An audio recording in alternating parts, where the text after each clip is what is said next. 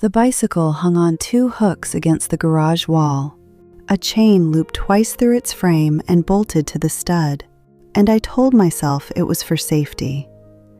My son Eli was 15 that spring, tall enough now to look me level in the eye, and every morning he asked the same thing: could he ride to school like the other boys? And every morning I said no. I am a paramedic. I have spent 20 years on the back of an ambulance, and I know what a car does to a body that isn't wrapped in steel.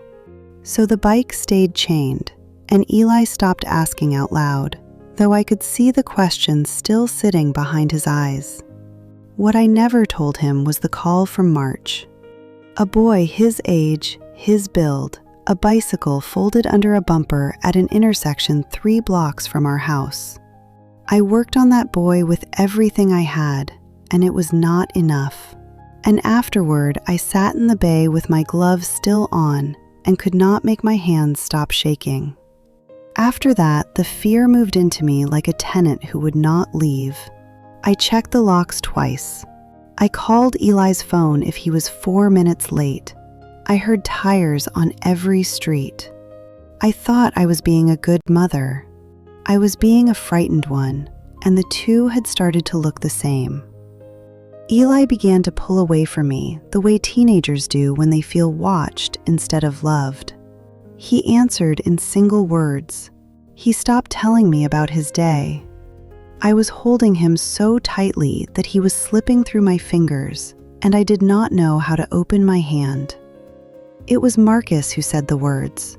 He had been my partner for 11 years, an old medic with gray in his beard and a worn Bible in his locker, and we were parked in the bay one slow night, the radio quiet between us. I must have said something about Eli, about the bike, about how I couldn't breathe imagining him out there. Marcus was quiet a while. Then he said, "You know, that fear you're carrying, it didn't come from God."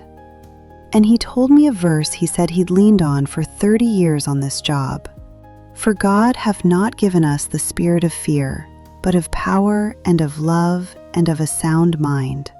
It was 2 Timothy chapter 1, verse 7. I sat with that in the dark, a spirit of fear. I had been calling it love, dressing it up as devotion, but it had none of love's open-handedness in it.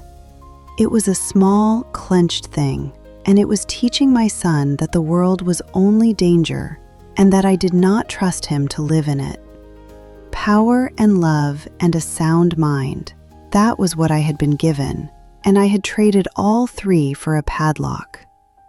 I did not sleep much that night, but the next morning I went out to the garage before Eli woke, and I knelt at the stud and worked the bolt loose.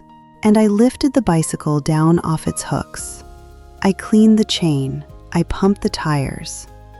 When he came down for breakfast, I rolled it out into the driveway and told him the truth, that I had been afraid, that I had let my fear become his cage, and that I was sorry. I watched his whole face change. We made a few rules together, the sound-minded kind, not the frightened kind. A helmet. A route that kept off the highway, a text when he arrived, and then I let him go. I will not pretend it was easy. I stood at the end of the driveway that first morning and watched him pedal to the corner, and my heart climbed into my throat. But I prayed instead of panicking, and that is a different thing entirely. He still rides to school. Some afternoons, I get off shift in time to ride the last few blocks home beside him. The 2 of us coasting down our street in the long gold light, and he talks to me again, the words coming easy now that the watching has turned back into loving. I still see hard things on the ambulance. I still pray him home, but I have stopped chaining the people I love to keep them safe.